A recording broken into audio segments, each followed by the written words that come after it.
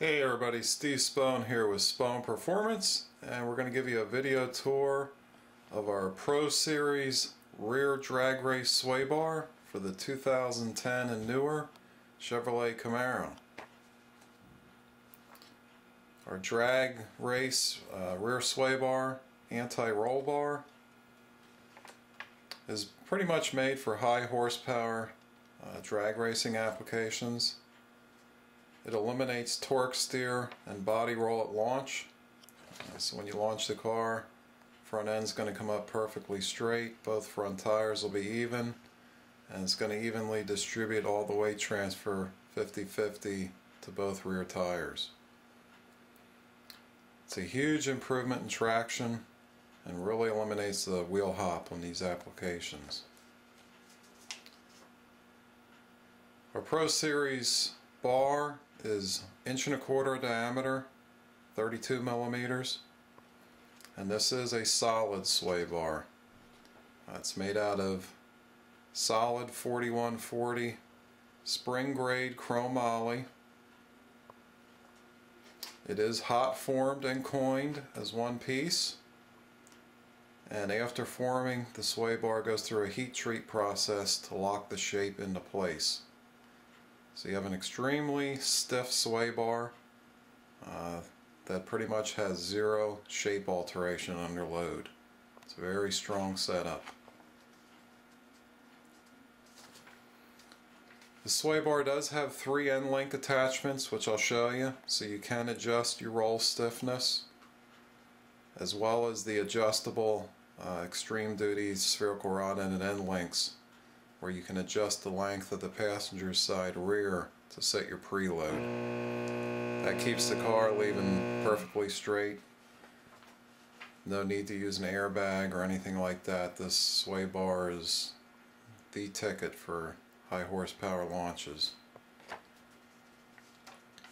does come with fluted polyurethane bushings, and we also include 2 chrome plated shaft collars that you bolt onto the bar on each side of the bushing, and that locks the sway bar into position laterally, so you'll have no side to side movement of the sway bar. Everything's going to stay locked in place when it gets loaded up, just like you want it to. One of the common questions we get on these Pro Series rear drag sway bars, we make these for a bunch of different applications, is whether they're streetable, so I figured I'd cover that in this video. It is a drag racing oriented sway bar, but I wouldn't say it's not streetable. As you can see, it's still rotating on polyurethane bushings, just like the factory sway bar rotates on bushings. The main difference is the bar is so big and stiff that it's definitely not made for cornering. You know, if you try to do high-speed cornering with a bar like this, you can have big-time oversteer. What do you mean by oversteer? Oversteer means like you're taking a corner hard, and the rear is going to want to slide out on you, kind of like a drifting car setup.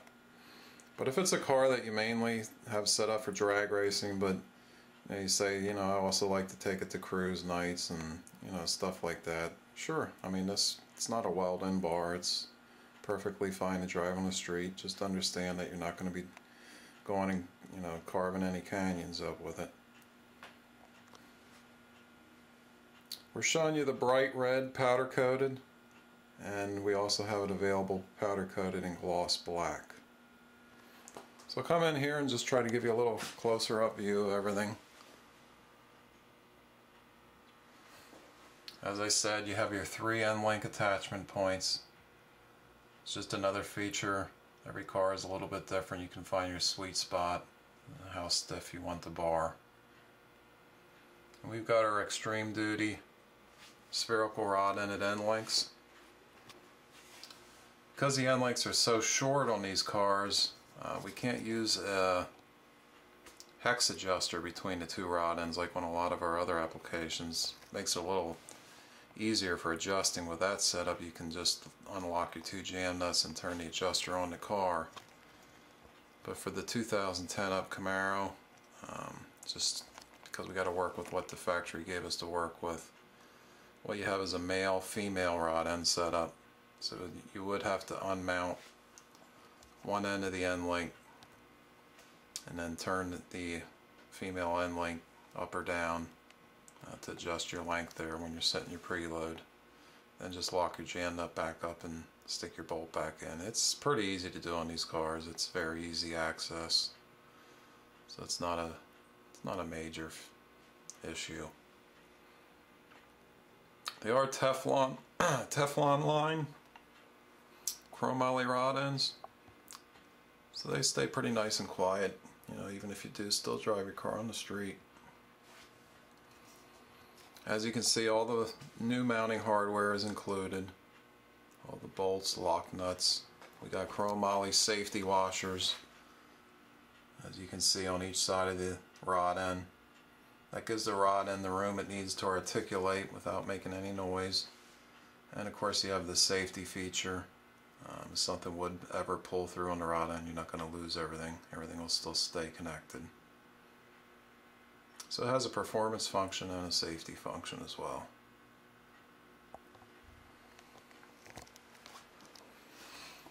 And you can see our polyurethane bushings are fluted.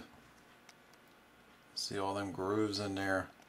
That retains the grease in there, so once you fill these up with grease and install them, it keeps the grease in there. There's no need to keep greasing them. Got silver zinc plated shells on them. These are the chrome plated shaft collars I was talking about. As you can see, they split in the middle. You just unbolt them. And then what you do on the when you mount the sway bar on the car, you put this shaft collar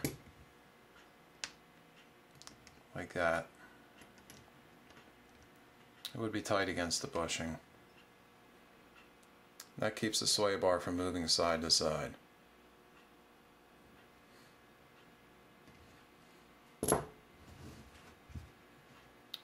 We use the bolt-on shaft collars instead of welding a collar right onto the bar.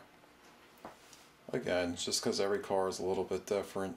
You can get everything set up, cleared, and everything for all the features you have on your car. Make sure your sway bar is perfectly centered side to side, and then just lock those collars down.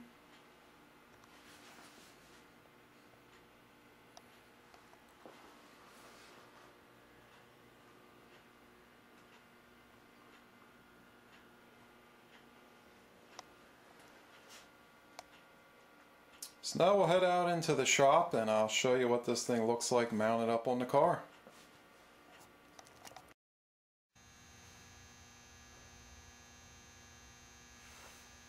Okay, so here you can see we got this thing mounted up on our 2010 Camaro, and just want to give you a quick idea of what it looks like on the car.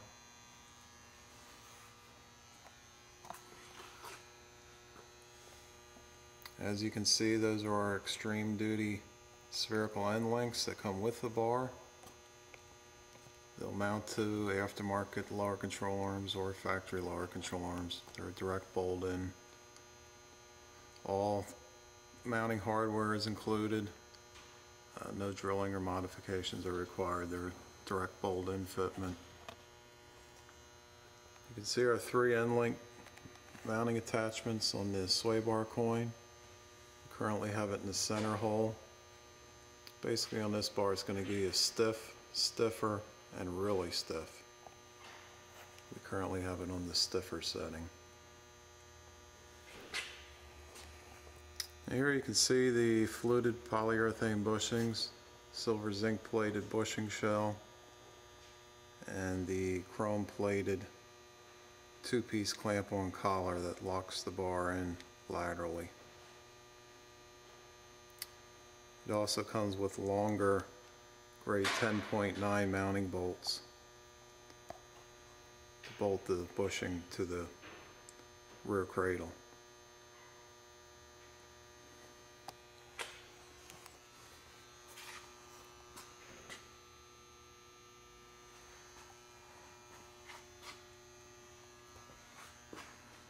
Same setup over here on this side. You can see got the clamp-on mount on the inside of the bushing.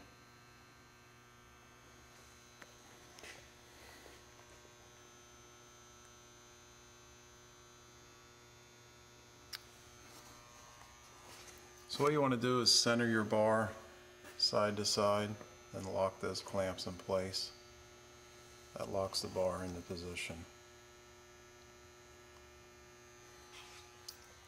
And then for adjusting this sway bar, we ship this to you with the end links both set the exact same center to center length, same as the factory end links. And say you launch your car and your car is pulling to the right, you would unhook the top bolt that goes through the sway bar and you would loosen your jam nut here. Just turn the female rod in 1 or 2 turns to lengthen the sway bar, or lengthen the end link. And if your car is pulling to the left, you would do the same thing, but you do a couple turns to shorten the end link. All the adjustments would be done with the passenger side end link. If it's pulling to the right, lengthen it a little bit. If it's pulling to the left, shorten it a little bit. Once you find your sweet spot, the car will launch perfectly straight. The other nice thing with this bar is it really stabilizes the car up on the big end. When you start getting down towards the end of the track, you're going 120, 140, 150 mile an hour. A nice anti-roll bar like this really keeps the car stable.